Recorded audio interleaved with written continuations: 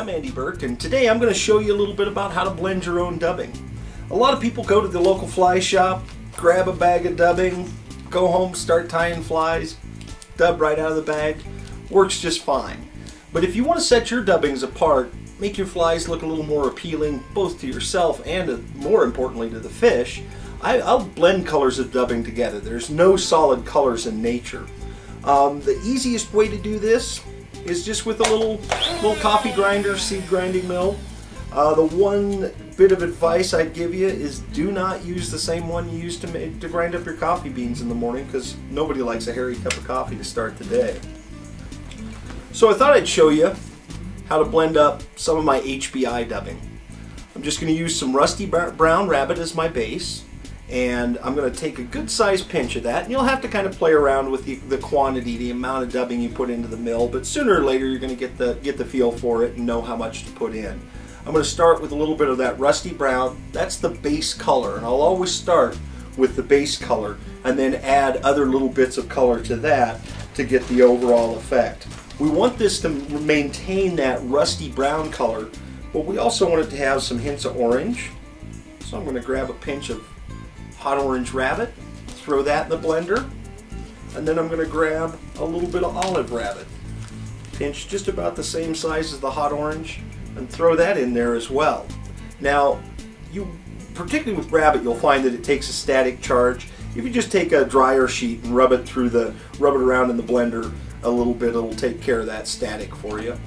All you do is put the lid on, give it a couple pulses. Don't sit here and grind away at it, or you'll just mince the fur into fine dust that doesn't dub very well and certainly doesn't look very good. All it takes is a couple pulses to get a nice heathered dubbing blend. And you can see the change between that blend with a little bit of olive and orange added in and the original base color that we started with. And you'll notice it's still got that brownish cast, but now as I turn it in the light, just look, it just looks more alive. It looks more like a living critter rather than just a solid colored insect. There's no solid colors in nature.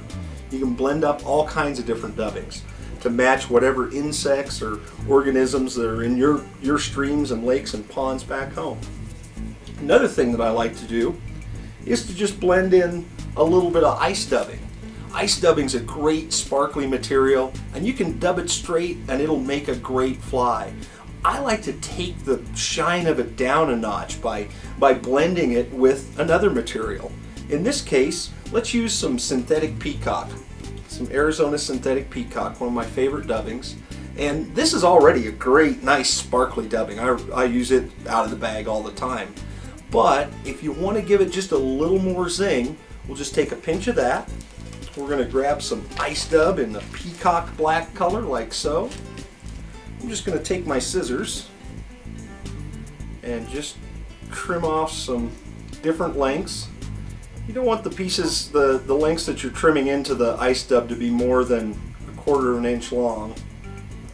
Otherwise they'll tangle up in the blender and just makes a mess. So I clipped in a little bit of that ice dub. Let me wipe out this HBI blender. We'll have kind of a weird blackish brown peacock blend. Same thing, just give it a couple of pulses. Always let those blades quit spinning, because if you reach in there, your dubbing is going to change color and it's not going to be the color you want to see. Now check that stuff out. Now it looks alive. Look at the sparkle and life. Man, now that I've showed you how to make your own dubbings and how to blend them up, I'd encourage you to go home, get out your seed grinder or coffee mill, and start blending dubbing up. Set your flies apart by blending your own dubbings. Thanks. There's more at renoflyshop.com.